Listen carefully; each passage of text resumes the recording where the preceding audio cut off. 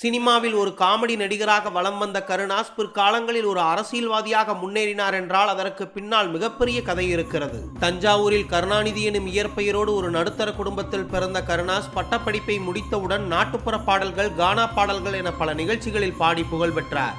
ஏன் அந்த நேரத்தில் 2 வீலர் மெக்கானிக்காகவும் பணியாற்றி இருக்கிறார் கருணாஸ். ஒரு கட்டத்தில் நந்தா திரைப்படத்தின் மூலம் தமிழ் சினிமாவில் காமெடி நடிகராக அறிமுகமானவர். அதன் பின் 50க்கும் மேற்பட்ட திரைப்படங்களில் நடித்து தமிழ் சினிமாவில் ஒரு முக்கிய காமெடி நடிகராக வலம் வர தொடங்கினார். அந்த நேரத்தில் படம் நடித்துக் கொண்டே சன் பிக்சர்ஸ் தயாரிக்கும் சில திரைப்படங்களை வாங்கி விநியோகம் செய்து அதன் மூலம் பொருளாதாரத்தில் முன்னேறிய கருணாஸ் பின் முக்குளத்தோர் புலிப்படை எனும் அமைப்பை தொடங்கி சசிகலா அவர்களின் ஆதரவை பெற்றவர். அப்போதைய முதலமைச்சர் ஜெயலலிதாவால் 2016ஆம் ஆண்டு எம்எல்ஏ வாக்கப்பட்டார்.